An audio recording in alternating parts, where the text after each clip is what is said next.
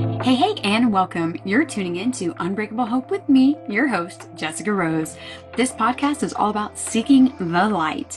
In each episode, we chat with someone who has either overcome the darkness or who is actively spreading light within their own community. So let's jump into today's episode.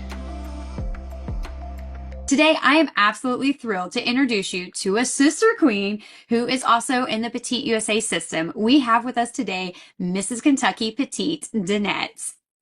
Let me tell you, her and I have way too much in common, but so amazing to share. She is a speaker. She's an advocate. She is an author, a podcast host, has a TV show. This woman is doing amazing things, and she's also a mother. So wearing all these different hats, I am so excited to be sharing her impact that she's doing in the community and what she has overcome and how she is using it to spread light to others. Well, welcome. Thank you so much for joining us today. I appreciate you being here. Hi, thank you for having me. I'm so excited about our conversation. We have a lot more in common than I think either of us knew. We've actually met through the Petite USA system. So I would love for you to be able to share what is your official title and maybe tell us a little bit more about how did you hear about the system, what you're most excited about. Awesome. Thank you for giving me this platform. My name is Danette Mahabeer-Turner, and I am Mrs. Kentucky Petite 2025. And for like about 3 years, I've been, seeing it on my Facebook. It just pops up on my feed. I know last year in particular, I did apply and got some emails about basically getting to the semifinals and different things like that, but never got the official state title holder. So this year I was like, I'm going to go back for it. I had way more on my plate this time anyway, being a part of various boards and, different initiatives in the community. And so I got the semifinals. I didn't get too excited because I've gotten that before. And then when I got the official email that I am the state title holder, I was like, oh my gosh. So I'm super, super excited. I love that. I'm excited to have you as part of the system and be able to meet you in Chicago in July. Yay. So, what are some of those boards and some of those initiatives that you're on in your community? Because I know you do a ton of stuff and I'm excited to learn more about them. Yes. So I am on a suicide prevention coalition. I'm also on the board called Family Service Society, where they help with food, clothing, medical, dental, vision, and stuff like that for those in need or less fortunate. I'm also on a board called Paducah Diversity Advocacy Board, and PDAB is the acronym for that. We focus on DEI initiatives, so diversity, equity, inclusivity and stuff like that, in the community. And I'm also on the Paducah Chamber Area of Commerce board where we're like the marketing and connectors with all the small businesses here in the community. You mentioned being part of the DEI group. I know that's something that is very near and dear to your heart because you yourself come from Jamaica. Would you like to share a little Yes, bit more about what that was like growing up there and moving to America and what? absolutely. Yes, I was born and raised in a rural part of Jamaica called Clarendon. It's like about 2 hours from Kingston, just to give like, a point where we were located down south. I was raised in a single parent home. My mother was the breadwinner of the family. I had four other siblings. We weren't very privileged. We had a big yard with lots of fruit trees and stuff like that, but my mom was always at work, so I started cooking from a very tender age of 11 years old. I could cook you the biggest meal, the most gourmet meal, Mm. because my mom would work late hours and very long shifts. So when we come from school, we had to like cook dinner so that when she comes home, she had something hot to eat, and my siblings were my friends. We played hide and seek. We played a lot of like outdoor games. We improvised with whatever we had. And we had a very good relationship growing up.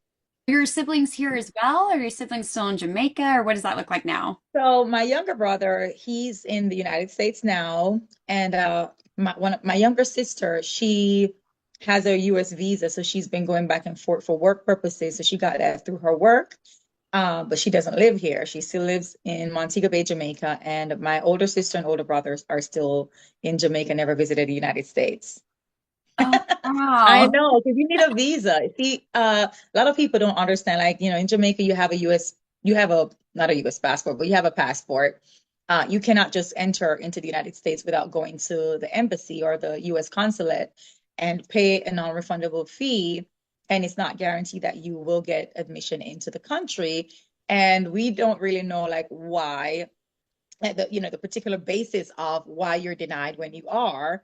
But you could try a few times before getting it. You could try a lot of times and still never get it. So a lot of my family never got the opportunity to visit the United States.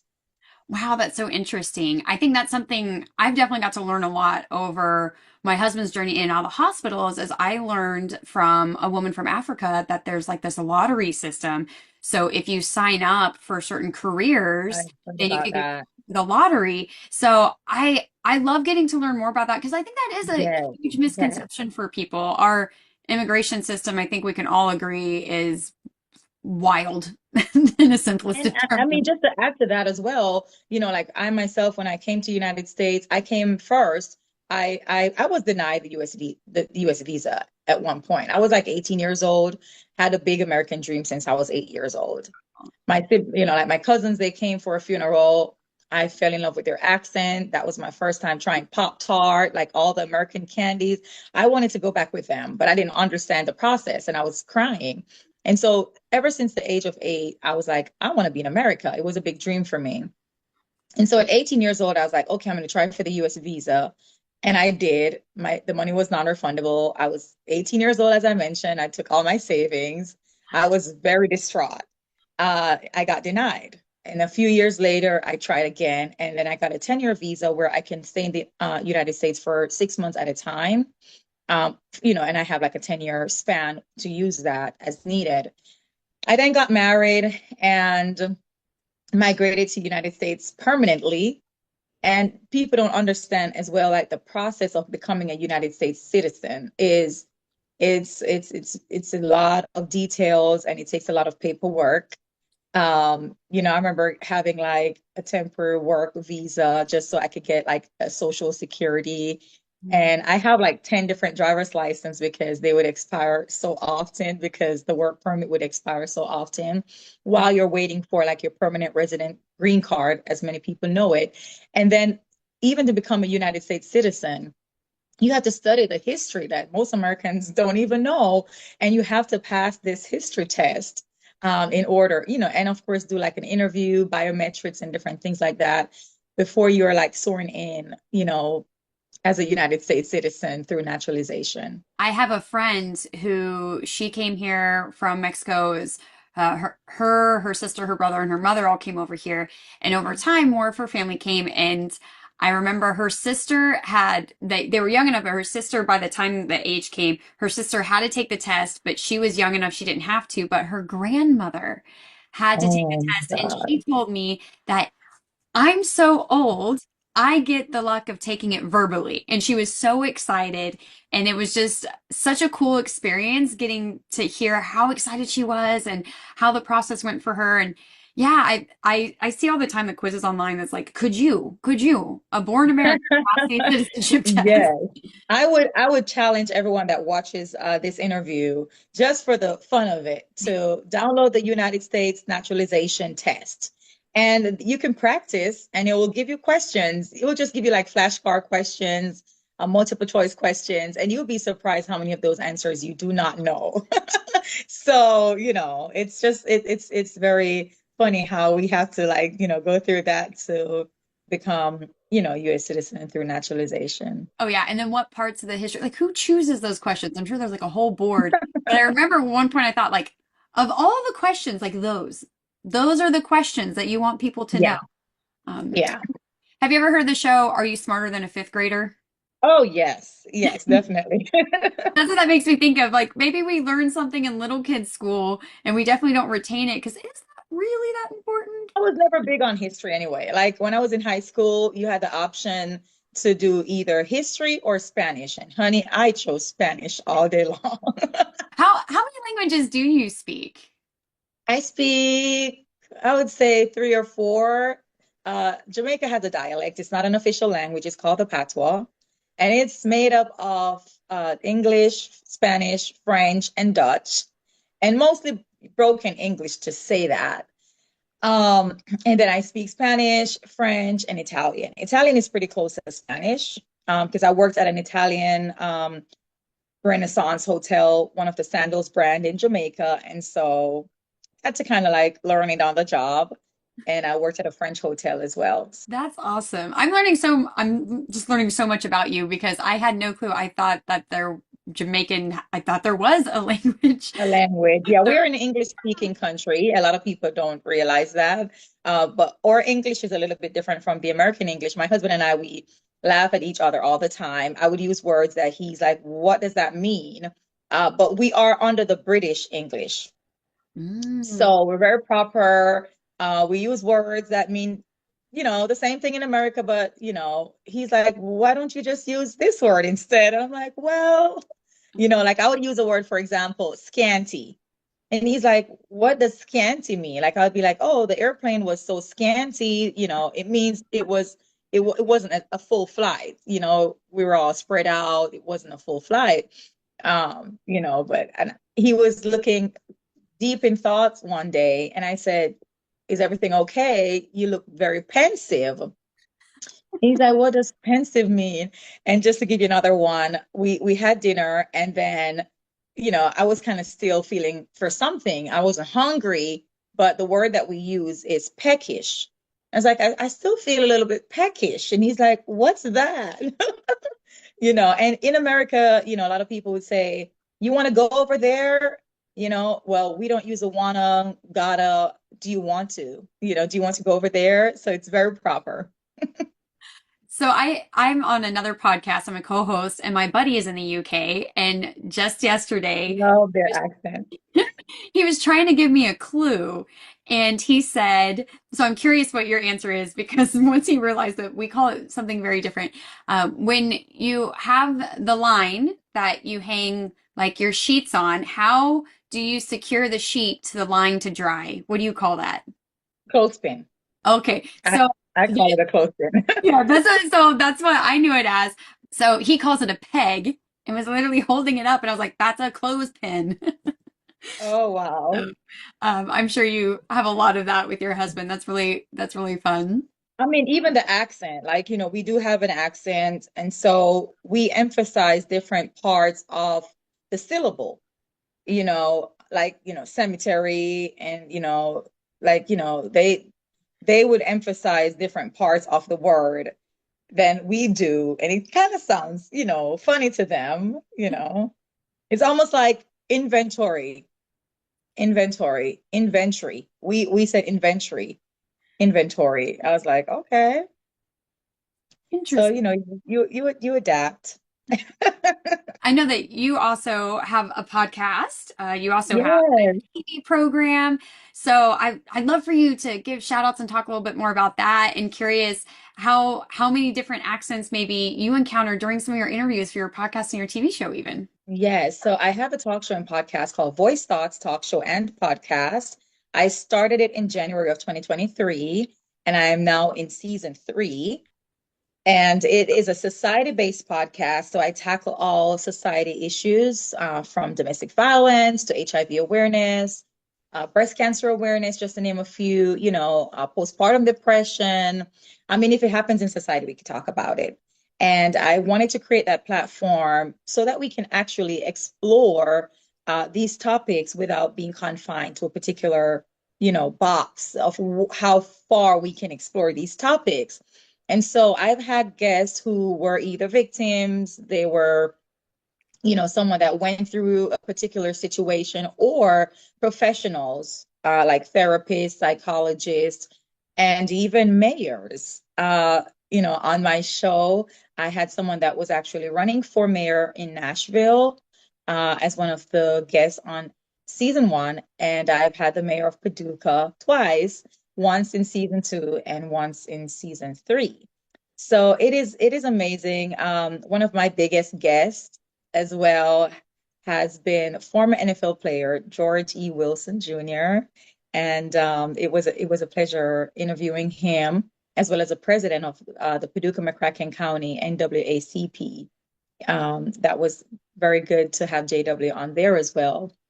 And so, I've made a lot of connections Accent wise, I would say yes, because in Kentucky, they do have the country accent. And so, you just gotta roll with the punches. Definitely have a lot of different people on your podcast showcasing a lot of these important topics, like you said. And one of them that you mentioned, you yourself have a personal history with, and it's domestic violence. What would you like to share about your story as far as being a survivor and really overcoming that and now being an advocate for domestic violence? Absolutely. Thank you for expanding for me to explain. So, I am a domestic violence survivor and author of a book called Leave Alive, subtitled Goodbye Domestic Violence. And I Mm. wrote that book after my personal experience, not to share my story, but I wrote it as a guide to help other victims and survivors overcome those challenges and obstacles. Because while I was going through it, I did not know where to turn, where to find the resources. Um, I didn't know what steps to follow. And even when I left and I moved from New Jersey all the way to Nashville, I thought, okay, great. My past is behind me. And I did not know that all hell would have broken loose thereafter. So I wrote that book to tell current victims, advise them on how to stay safe even after, how to leave without saying you're leaving, because that can get you in more trouble. I was 7 months pregnant when I left Oh, wow. and start all over. I was in the process of getting my documentation here in the United States of America, and that kind of got stalled a little bit longer. I had to get orders of protections, which were violated, and went back for extended orders of protection. I had to hire an attorney. I was worried about my child because I know that her best interest lies with me. I was with a narcissist. And so that's another thing a lot of people don't understand, that abusers tend to have those narcissistic traits. And so in the book, I've also identified those traits to help victims, not just victims, but potential victims. If you're trying to date somebody, like things to look for, red flags, we call them, right? But there's a lot of things that you can see from the early stages. And I know a lot of people would say, well, I didn't realize this till later, which I was one of those person. But I hope that that book will get into the hands of those who will need that book to get educated on narcissistic traits, and so that we can identify them and then we can stay away from them. I love that so much. I was in a domestic violence relationship myself, and I think one of the things that was so hard for me was once you realize it, is also figuring out how exactly do I ask for help, which sounds so Yes, crazy, right? But when you're in yes, it, it's like any other stressful or overwhelming situation is sometimes you can't even think outside that day. And I remember there was one person who I really felt reached an arm out and could tell that something was going on and wanted to help, but we didn't really have that close of a relationship. So I think it was kind of a light touching. And I think it would be really great. This is something I talk about a lot when it comes to suicide and overdose prevention is it shouldn't be that people who are overwhelmed and stressed out and unfortunately in these situations that we put all the pressure on. I am so excited about your book. I'm going to need a few copies because I have some people in yes, my life who could use it. And I hope that people listening you read this book too because it's important for you to know so you can look for absolutely. your friends, you can look for people around you, and then you can have these tips and advice to also help that person get out of the situation because it, for me, it went on way longer than it should have. And I'm very, very grateful that, I mean, obviously terrible things happen, but I'm really grateful that it didn't get to an even worse point than it was. Absolutely. Absolutely. Yeah, Um, I want when people, hear the title of the book, how detrimental it is to life. Leave alive.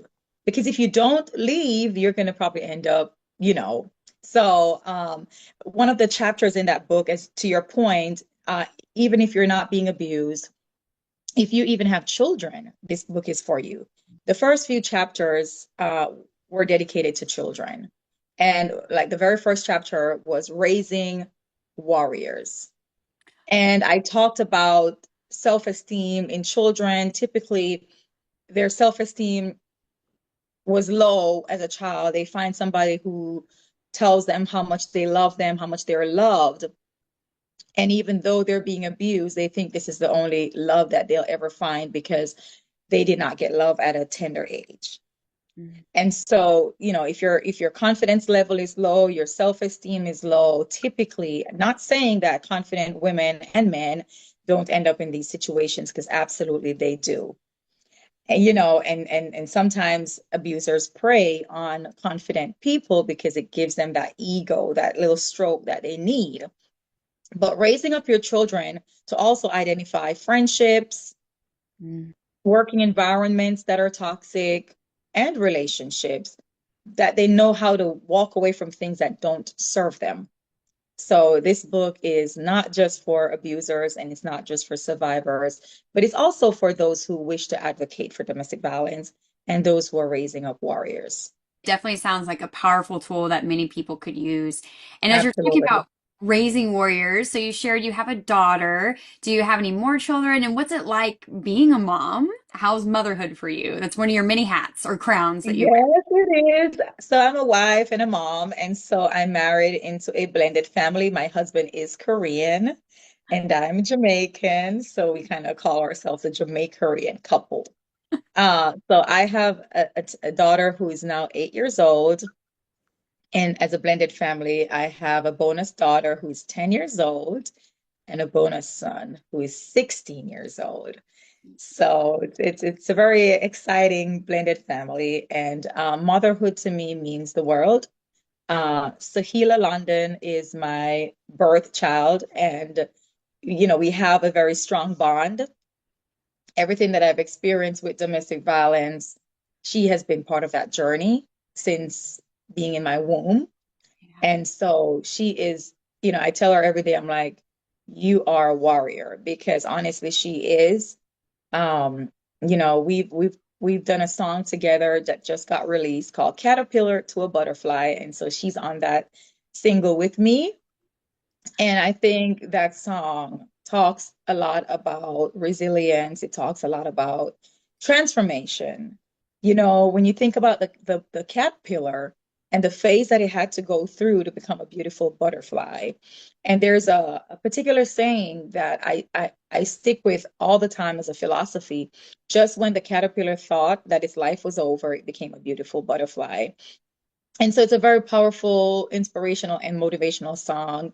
And just to have her on there. And even in my book, Leave Alive, there is a letter to my daughter in the very back of the book. And, it's just amazing that when I was writing this book, she wasn't even able to talk yet. And now she takes my book and read that letter all the time. That's super sweet. I love how much you could just tell how much power and growth that you have as you speak about these events and how much you really truly are investing in your daughter and saying, "Hey, from the moment you were in my womb, you were part of this experience," and reaffirming that you are a warrior, you are great, instilling that confidence and really helping her grow to be an independent woman to be able to go on and hopefully do amazing things that you're doing too, these positive impacts. You're involved in so many great groups within your own community and you're reaching out even further. I love that so, so much. As a stepmom myself, and one of our other queens that I interviewed talked about being a stepmom. Are there certain unique Mhm. things or maybe some tips or dynamics that you would like to share for step parents since you are in that blended Absolutely. family? Absolutely. I would say, at the initial stage, get to know your stepchildren, get to know them for who they are and not who you want them to be. Get to know their personality types, because everybody has a different personality. They were raised differently before you came into their lives. They have moms, and there are things that they're allowed to do. And, sometimes we just have to learn what they are used to, their culture and the way they were raised.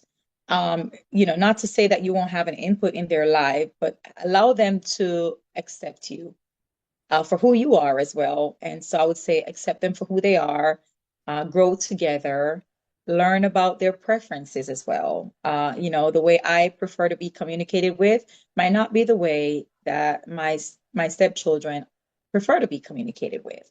And just different approach for different kids, like my own child, there's a different approach for her than there is for them, not to segregate approaches, but because of preferences. and personalities. So I would say get to know them for who they are, accept them for who they are, and allow them to accept you for who you are. I think that's a huge piece of it is they have been raised differently. They're raised by someone else that has different Absolutely. values, different morals, different beliefs. I mean, that's how humanity works, right? We're not all the It same. is. So giving them that space and just taking that step back and understanding, I know that was huge for me because the dynamics between my stepson's mom and me, like we do have very different values and beliefs when it comes to a lot of things and having to know like, where is my legal bounds, right? Right, right, And then where can I be to just continue to support him as a human being as he grows and he's also trying to navigate who am I and how does this right. work? And yeah, I think that's really important for both parties to grow.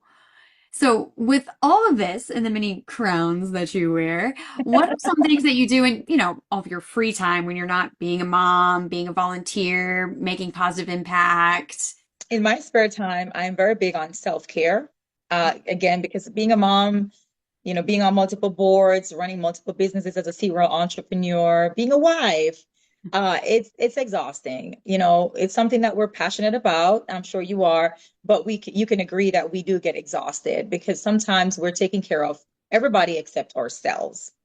And so I've made it a very, big, priority for me with self-care. I even started like a journal where, you could journal different things like your events for the day, but I've started journaling in the sense where what did I do for myself today? So October 1.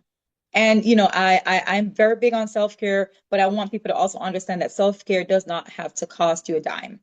You don't have to go every day and get a massage. You could literally take a walk in the park. You could take a longer than usual shower.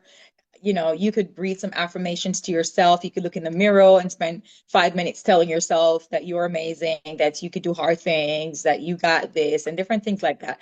Maybe read your favorite book, watch your favorite movie, watch a comedy, um, have a glass of wine. These are all self-care stuff. Light a candle of your favorite scent and just watch it burn for a few minutes.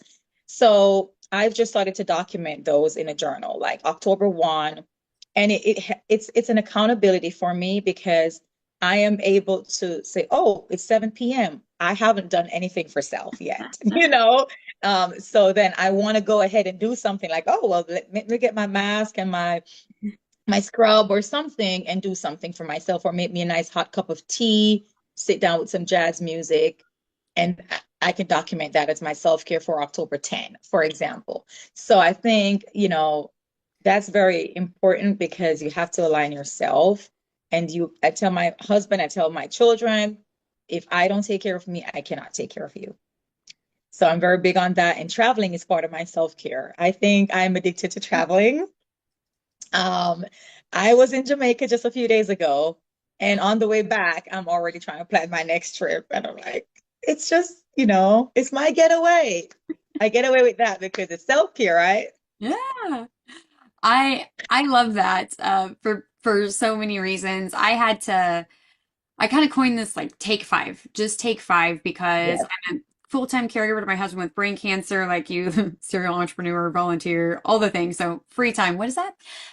And finding ways to add in even just 5 minutes. We were in the Yes. hospital for almost 5 months last year. And some of the things that I did was one of my biggest take fives is I set a timer and I have to take at least 5 minutes to drink my tea and not do anything else because I'm a big multitasker. I do like 10 things at once. So just taking 5 minutes to be like, okay, I have to take 5 minutes to drink a tea, which sometimes my caregivers always laugh at me. I'll like sip on it and I'll set it down and I'll find it like 10 minutes later. Oh, wow. But then not letting myself do anything else in that moment. I So, love that. I like you love said, that for the you. longer shower, adding in like, I'll light a candle while I'm taking a shower, like little things. So I love that you said I'm journaling this as almost like an accountability. Like, hey, what have I done today? Absolutely. I haven't yet. Oh, mama's got to go take care of herself. Yeah, you'll find that when you do that, you're less snappy, you're less agitated about things. You're in the traffic and you're so stressed out. But as you said, like when you have your nice cup of tea, you feel like you could take on the world. When you have that longer than usual shower, you think you could take on the rest of the night. Um, it's necessary. It Yes. is. Definitely. And I too love traveling. That's something that I used to love to do. My husband and I both did it. We lived, I once said this and somebody took it the completely wrong way. So we lived very separate lives, but in a sense of we valued our independence from each other. Absolutely. I So love that. we still, of course, did stuff together, but he would go and we both competed in the military Paralympics. So he would go and do a training camp with the Navy and be gone for like a week. And we would joke, I'd be like, "Oh, I'm single." And single for me would be like, "I'm eating PB&J in bed at 6 p.m. for dinner." Whoop whoop. You know? And then reverse, I would leave for like a week for a training camp with the Marine Corps, and then he was single, and for him, being single was staying up till 1 a.m. on the couch watching TV, right? Oh, But we definitely valued our separate time and we did things apart from each other. So it's been challenging with having to take on this full-time role of caring for him and caring for his son and balancing those dynamics. So I finally this year have gotten back into traveling, not just for work, but also for pleasure. I So love that. I texted a friend this morning saying, "Hey, I am planning my trips for 2025 to alleviate my burnout. I would love to come stay with you for a couple days. When's the best time of year to come stay with you?" And I think that that's so important too, is recognizing like what really fills our cup. And for me, having to actually leave my four walls and be able to get a night's rest somewhere else, I have found to be one of the biggest alleviators of burnout and really helping forward my self-care. But also, like you said, there's tons of free stuff that you can do too, Yes, finding what absolutely. works for you, whether it's free or it's a trip, and keeping these trips low cost, right? I got friends all over the world. Hey, let me come crash at Yes, your couch. yes. And just being somewhere else, just gives you that fresh perspective. Yes. So, And now I have a new friend in Kentucky. yay. You are welcome anytime, friend. I love this because of the sisterhood that's involved with it. I'm so excited to meet all of the beautiful queens that I'm now part of the sisterhood with. So I'm very excited for this journey.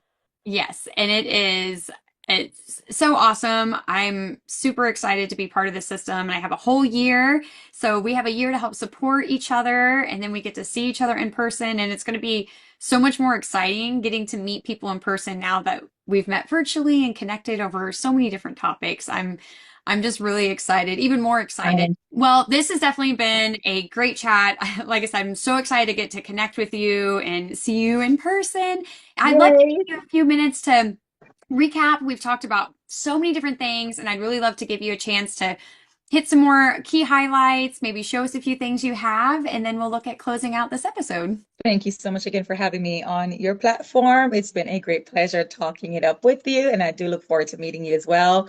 Once again, my name is Danette Mahabeer-Turner, representing for USA Petite as Mrs. Kentucky Petite 2025. I am a serial entrepreneur, and I'm a motivational speaker and a national certified life coach, a national wedding officiant, and I also have a foundation called Mother-Daughter Relationship. Again, as mentioned, I do have a book called Leave Alive, subtitled Goodbye Domestic Violence. And as a domestic violence survivor, I am also an advocate. And I've started a TV program on Channel 2 in Paducah, Kentucky. And it's called Voices of Victory. And it's specifically raising awareness on domestic violence. In addition to that, I have my talk show and podcast called Voice Thoughts Talk Show and Podcast, tackling all society-based issues in our communities. And I'm just excited to have had this opportunity.